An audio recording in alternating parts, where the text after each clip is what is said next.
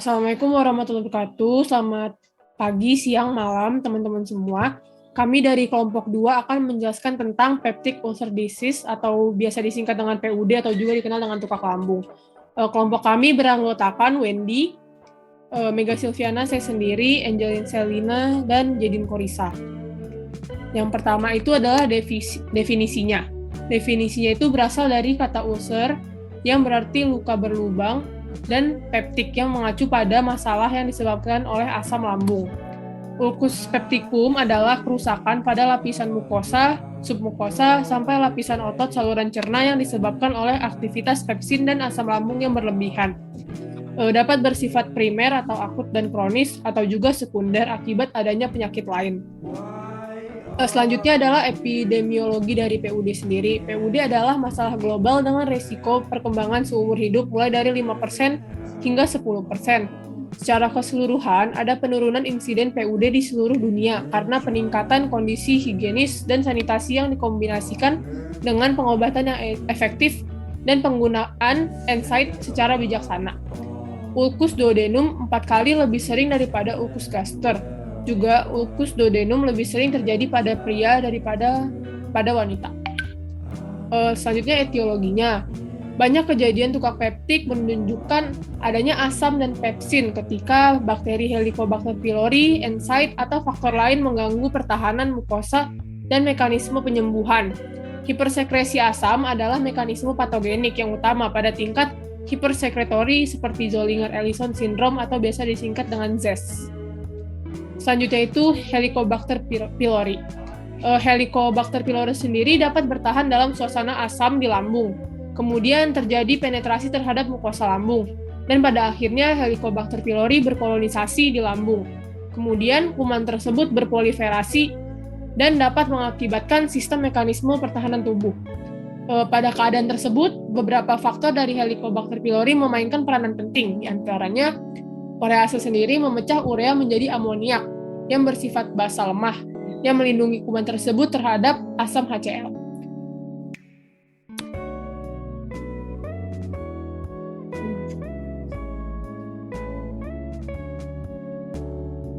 Selanjutnya dari obat NSAID sendiri. Obat NSAID yang dapat menyebabkan tukak antara lain ada indometasin, piroxicam, ibuprofen, naproxen, sulindac, ketoprofen, ketorolac, flurbiprofen, dan aspirin. Obat-obat tersebut menyebabkan kerusakan mukosa secara lokal dengan mekanisme difusi non-ionik pada sel mukosa atau pH cairan lambung sendiri lebih rendah dari pKa NSAID. Stres yang amat berat dapat menyebabkan terjadinya tukak seperti pasca bedah dan luka bakar luas. Hal ini terjadi karena adanya gangguan aliran darah mukosa yang berkaitan dengan peningkatan kadar kortisol plasma. Stres emosional yang berlebihan dapat meningkatkan kadar kortisol yang kemudian diikuti peningkatan sekresi asam lambung dan pepsinogen. Sama halnya dengan gaya hidup yang tidak sehat seperti merokok, konsumsi alkohol, dan pemakaian NSAID yang berlebihan. Selanjutnya merokok. Tingkat kematian lebih tinggi di antara pasien yang merokok daripada di antara pasien yang tidak merokok. Meskipun tidak diketahui apakah peningkatan moralitas mencerminkan PUD atau gejala jantung dan paru dari merokok. Mekanisme yang mungkin meliputi pengosongan lambung yang tertunda dari padatan dan cairan, penghambatan sekresi bikarbonat pankreas, peningkatan refluks duodenogastrik, dan pengurangan produksi prostaglandin atau PG mukosa.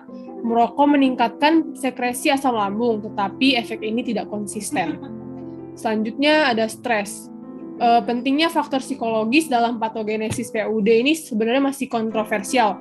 Stres dapat menyebabkan risiko seperti merokok dan penggunaan NSAID, atau mengubah respons inflamasi atau resistensi terhadap infeksi H. pylori. Pengaruh stres pada PUD masih kompleks dan kemungkinan masih banyak faktor. Selanjutnya ada diet atau makanan. Kopi, teh, minuman kola, bir, susu, dan rempah-rempah dapat menyebabkan dispepsia, tetapi tidak meningkatkan risiko PUD. Meskipun kafein adalah stimulan asam lambung, konstituen dalam kopi atau teh tanpa kafein, minuman berkarbonasi bebas kafein, bir, dan anggur juga dapat meningkatkan sekresi asam lambung. Dalam konsentrasi tinggi, konsumsi alkohol dikaitkan dengan kerusakan mukosa, lambung akut, dan perdarahan gastrointestinal atas. Namun tidak ada cukup bukti yang memastikan bahwa alkohol menyebabkan ulkus. Baik, selanjutnya yaitu patofisiologi dari PUD. Nah, yang pertama kita pelajari dulu asam lambung. Nah, asam lambung ini disekresi oleh sel parietal yang mengandung reseptor untuk histamin, gastrin, dan asetilkolin. Nah, asam ini merupakan faktor independen yang berkontribusi pada gangguan integritas mukosa. Nah, kemudian ada yang kedua yaitu pepsin.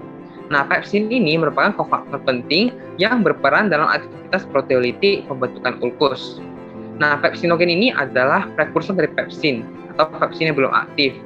Nah, pepsinogen ini disekresikan oleh Schiff cells yang terletak di fundus lambung. Pepsin ini aktif pada pH asam, yaitu optimalnya di 1,8 sampai 3,5. Nah, pepsin ini tidak aktif secara reversibel pada pH 4, namun akan dihancurkan secara irreversibel pada pH 7. Next. Ya, mekanisme pertahanan dan perbaikan mukosa ya, itu ada sekresi lendir dan bikarbonat, pertahanan sel epitel intrinsik dan aliran darah mukosa melindungi mukosa gastroduodenal dari zat endogen dan eksogen berbahaya. Perawatan integritas dan perbaikan mukosa itu dimediasi oleh produksi prostaglandin endogen. Nah, fenomena ini memungkinkan perut untuk awalnya menahan efek merusak dari iritasi. Perubahan pertahanan mukosa yang diinduksi oleh Helicobacter pylori atau ENSAID adalah kofaktor yang paling penting dalam pembentukan tukak lambung. Next. Oke, yang pertama adalah Helicobacter pylori. Nah, kombinasi bentuk spiral dan flagel dari Helicobacter pylori ini memungkinkannya untuk berpindah dari lumen lambung yang pH-nya rendah ke lapisan mukus yang pH-nya netral. Nah, infeksi akut disertai dengan hipoklorhidria sementara memungkinkan organisme untuk bertahan hidup dalam asam lambung. Nah, si Helicobacter pylori ini dia akan menghasilkan sejumlah besar urease yang akan menghidrolisis urea dalam cairan lambung dan mengubahnya menjadi amonia dan karbon dioksida. Nah, efek buffer lokal amonia ini akan menciptakan lingkungan mikronetral di dalam dan di sekitar bakterinya, sehingga melindunginya dari efek mematikan dari asam lambung. Nah, Helicobacter pylori ini juga menghasilkan protein penghambat asam yang memungkinkannya beradaptasi dengan lingkungan pH rendah di lambung. Next. Ya, selanjutnya adalah faktor bakteri dan inang. Itu dapat berkontribusi pada kemampuan H. pylori untuk menyebabkan cedera mukosa gastroduodenal.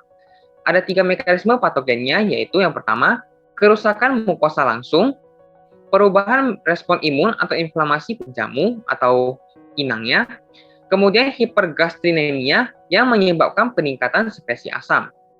Selain itu, Helicobacter pylori ini meningkatkan konversi karsinogenik sel epitel lambung yang rentang. Kerusakan mukosa langsung dihasilkan oleh faktor virulensi, seperti vakuolating cytotoxin associated gene protein, dan growth inhibitory factor. Kemudian ada elaborasi enzim bakteri seperti lipase, protease, dan urease, serta pelekatan. Next. Nah, jika terjadi infeksi oleh Helicobacter pylori ini, akan mengubah respon inflamasi inang dengan merusak sel epitel. Ada 2 mekanisme, yaitu yang secara langsung dan secara tidak langsung. Yang secara langsung itu melalui mekanisme imun yang diperantarai oleh sel. Sedangkan yang secara tidak langsung itu oleh neutrofil atau makrofag yang teraktivasi yang mencoba memfagosit bakteri atau produk bakteri. Kemudian ada polimorfisme inang, ini adalah penanda penting kerentanan penyakit dan dapat mengidentifikasi pasien yang beresiko tinggi. Polimorfisme interleukin 1 atau IL-1 dan antagonis reseptornya dapat dikaitkan dengan peningkatan sekresi asam lambung dan ulkus duodenum, atau penurunan keluaran asam, gastritis atrofi, dan kanker lambung. Next. Ya, yang kedua adalah NSAID. Nah, NSAID non-selektif termasuk aspirin ya, itu dapat menyebabkan kerusakan mukosa lambung melalui 2 mekanisme penting. Yang pertama yaitu iritasi langsung atau topikal pada epitel lambung. Yang kedua yaitu penghambatan sistemik sintesis prostaglandin mukosa endogen. Meskipun cedera awal dimulai secara topikal oleh sifat asam dari banyak NSAID, Penghambatan sistemik dari prostaglandin protektif memainkan peran utama dalam pengembangan tukak lambung. Nah, COX-1 ya menghasilkan prostaglandin protektif yang mengatur proses fisiologis seperti integritas mukosa gastrointestinal, homeostasis trombosit, dan fungsi ginjal. Nah, jadi COX-1 inilah yang akan membantu dalam menghasilkan prostaglandin, di mana prostaglandin ini akan melindungi dinding lambung. Next. Ya, yang selanjutnya itu adalah komplikasi. Nah, dari komplikasi dari peptic ulcer ini yaitu pendarahan. Nah, pendarahan itu disebabkan oleh erosi ulkus ke dalam arteri dan biasanya terjadi pada sekitar 10-15% pasien. Kematian juga dapat terjadi, terutama pada pasien yang terus mengalami pendarahan atau pada pasien yang mengalami pendarahan ulang setelah pendarahan awal berhenti. Nah, komplikasi selanjutnya seperti perforasi. Nah, perforasi ini terkait ulkus ke dalam rongga peritoneum yang terjadi pada sekitar 7% pasien dengan PUD. Nah, perforasi ini akan meningkat dengan meningkatnya penggunaan NSAID. Untuk nyeri perforasi, biasanya dia tiba-tiba, tajam dan parah, dimulai pertama kali di epigastrium, tapi dengan cepat menyebar ke seluruh perut. Nah, kebanyakan pasien dia akan mengalami gejala ulkus sebelum perforasi. Next. Nah, kemudian ketiga ya adalah obstruksi. Obstruksi saluran keluar lambung terjadi pada sekitar 2% pasien dengan tukak lambung. Nah, di sini ada obstruksi mekanis itu yang disebabkan oleh jaringan parut atau edema bulbus duodenum atau saluran pylorus dan dapat menyebabkan retensi lambung. Gejala biasanya terjadi selama beberapa bulan dan termasuk awal kenyang, kembung, anoreksia, mual, muntah, dan penurunan berat badan. Selanjutnya yaitu pemeriksaan. Diagnosis dari ulkus pepticum ditegakkan pada pasien dengan keluhan nyeri ulu hati, kembung, dan mual muntah. Kemudian dikonfirmasi melalui endoskopi. Yang pertama ada pemeriksaan fisik. Pada pasien ulkus pepticum yang belum perforasi, umumnya pemeriksaan fisik hanya menunjukkan nyeri tekan regio epigastrium dan distensi abdomen. Jika sudah terjadi perforasi, akan didapatkan nyeri yang tajam, berat, dan tiba-tiba. Biasanya dirasakan di seluruh abdomen. Pasien akan tampak kesakitan dan sulit bergerak dengan posisi berbaring dalam posisi fetal. Pada pemeriksaan abdomen akan didapatkan nyeri tekan seluruh kuadran disertai rigiditas dan defense muskular. Yang kedua yaitu pemeriksaan penunjang. Pemeriksaan penunjang berupa endoskopi digunakan untuk mengkonfirmasi adanya ulkus pada gaster atau duodenum. Pemeriksaan penunjang lain seperti urea breath test dan biopsi digunakan untuk mendeteksi adanya H. pylori. Lalu endoskopi. Ulkus pepticum ditandai dengan adanya kerusakan mukosa berukuran lebih besar dari 5 mm yang ditutupi fibrin. Kerusakan lebih kecil dari 5 mm disebut sebagai erosi. Predileksi kerusakan mukosa pada gaster adalah pada angulus curvatura minor, sedangkan predileksi ulkus di duodenum adalah pada pars superior duodenum, di mana isi lambung memasuki intestinum. Saat melakukan endoskopi, dapat pula dilakukan biopsi untuk identifikasi infeksi H. pylori dan keganasan. Deteksi adanya infeksi H. pylori dapat dilakukan secara non-invasif menggunakan urea breath test atau UBT, tes serologi darah, dan stool antigen test atau SAT. Infeksi H. pylori merupakan salah satu penyebab tersering dari ulkus pepticum. Yang pertama yaitu urea breath test. Pemeriksaan ini merupakan pemeriksaan penunjang pilihan bila pasien tidak dapat dilakukan endoskopi. Pasien akan diminta menelan urea yang sudah dilabel dengan isotop karbon 13 atau 14. Kemudian sampel napas pasien akan diambil. Pemeriksaan ini memiliki sensitivitas sebesar 96% dan spesifitas sebesar 93%. Selain digunakan untuk diagnosis, pemeriksaan ini juga ditujukan untuk memonitor keberhasilan pengobatan. Pada pemeriksaan ini, obat proton pump inhibitor seperti omeprazol perlu dihentikan selama 2 minggu terlebih dahulu. Kelemahan dari pemeriksaan ini yaitu akurasinya menurun pada pasien yang telah dilakukan gastrectomy distal. Yang kedua yaitu stool monoklonal antigen test. Pemeriksaan ini juga termasuk pilihan pemeriksaan penunjang non-invasif untuk diagnosis infeksi H. pylori. Stool monoklonal antigen test dapat dilakukan melalui enzim immunoassay atau OIA dan imunokromatografi atau ICA. Pemeriksaan ini merupakan pilihan pada pasien yang telah dilakukan gastrectomy distal dan anak-anak. Pemeriksaan ini juga dipakai sebagai indikator kesembuhan karena hanya dapat mendeteksi infeksi yang aktif.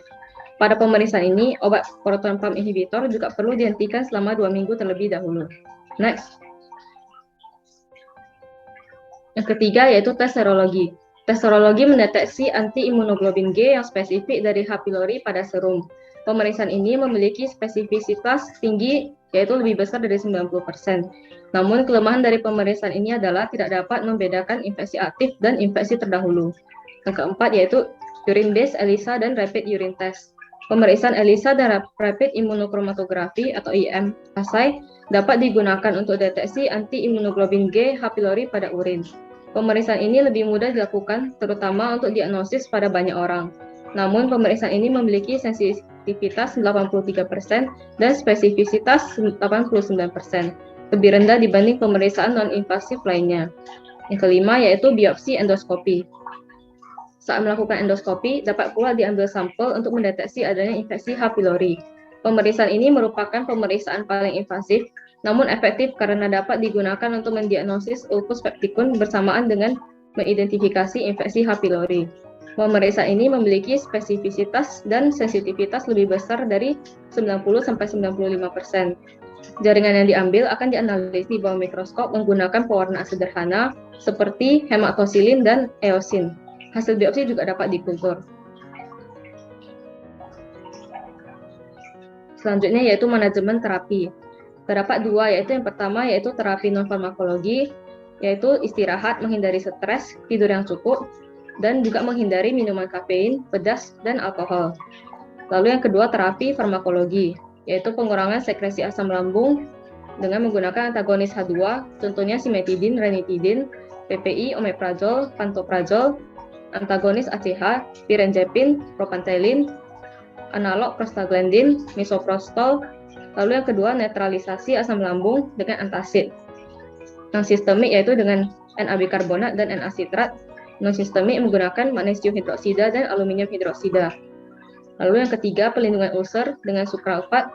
Lalu keempat anti H. pylori, contohnya amoxicillin, clarithromycin, dan metronidazole. Berikut adalah bagan cara mengobati peptic ulcer. Yang pertama yaitu jika pasien dengan gejala-gejala seperti ulcer, dan yang pertama itu ternyata bukan ulcer, dispepsia, lalu dilihat apakah sedang mengonsumsi obat NSAID atau tidak. Bila iya, maka NSAID diberhentikan, atau bila tidak bisa, dikurangi dosisnya. Jika gejalanya sudah tidak ada, maka tidak dilakukan treatment lagi.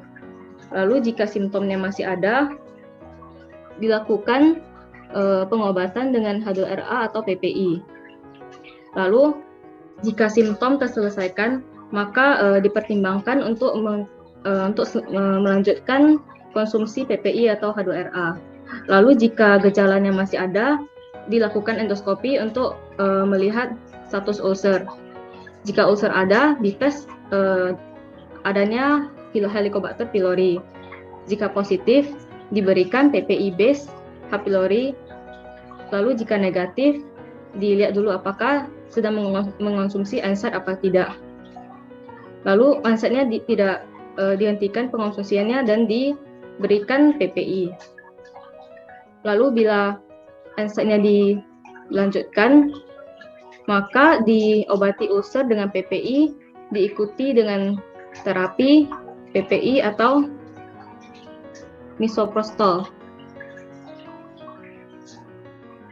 Dan next. Oke, selanjutnya ada manajemen terapi yang disebabkan oleh Helicobacter pylori. Ini terbagi menjadi 3 jenis. Yang pertama, terapi dual. Terapi dual meliputi kombinasi PPI dengan antibiotik seperti amoxicillin atau clarithromycin. Antibiotik berguna untuk terapi eradikasi atau terapi kombinasi, sedangkan PPI berguna untuk mengurangi sekresi asam lambung yang berlebihan. Next. Oke, kemudian yang kedua yaitu terapi triple. Terapi ini menggunakan kombinasi 2 antibiotik dan 1 obat antisekretori. Obat pertama itu yaitu PPI yang meliputi omeprazol 20 mg 2 kali sehari atau lansoprazol 30 mg 2 kali sehari atau pantoprazol 40 mg 2 kali sehari atau esomeprazol 40 mg 1 kali sehari atau rabeprazol 20 mg 1 kali sehari. Dan dikombinasikan dengan obat kedua yaitu antibiotik clarithromycin dengan dosis 500 mg 2 kali sehari. Lalu obat ketiga amoxicillin 1 gram 2 kali sehari atau metronidazole 500 mg 2 kali sehari. Lalu yang ketiga adalah terapi quadruple. Terapi ini menggunakan kombinasi bismut subsalisilat, 2 antibiotik dan 1 obat antisekretori. Di mana obat pertama itu bismut subsalisilat dengan dosis 525 mg 4 kali sehari. Obat kedua, PPI, meliputi omeprazol 40 mg 2 kali sehari, lansoprazol 30 mg 2 kali sehari, atau pantoprazol 40 mg 2 kali sehari, atau esomeprazol 40 mg 1 kali sehari, atau rabeprazol 20 mg 1 kali sehari.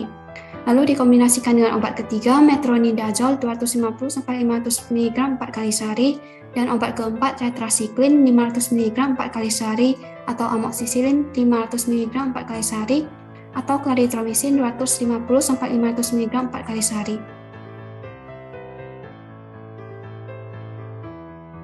Selanjutnya yaitu terapi PUD yang disebabkan oleh NSAID. Penggunaan NSAID dalam jangka panjang memiliki 2%-4% resiko berkembangnya ulcer sistematik, pendarahan gastrointestinal atau bahkan perforasi. Jika NSAID dihentikan, maka pengobatan diberikan standar regimen H2 reseptor antagonis, PPI atau sukralfat. Jika penggunaan NSAID dilanjutkan, maka NSAID dapat diganti dengan inhibitor COX-2 selektif atau dapat diterapi dengan menggunakan PPI atau misoprostol. Berikut ini contoh terapi PUD yang disebabkan oleh NSAID. Obatnya berupa PPI, omeprazol, lansoprazol, rabeprazol, pantoprazol, esomeprazol. Kemudian ada H2 reseptor antagonis, cimetidine, dengan dosis 300 mg 4 kali sehari atau 400 mg 2 kali sehari atau 800 mg 1 kali sehari. Lalu ada famotidine dengan dosis 20 mg 2 kali sehari atau 440 mg 1 kali sehari.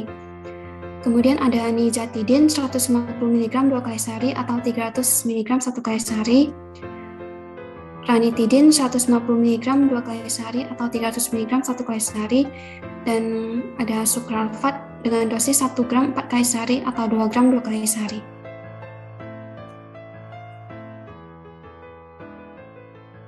Sekian presentasi dari kelompok kami, lebih kurangnya kami mohon maaf. Terima kasih.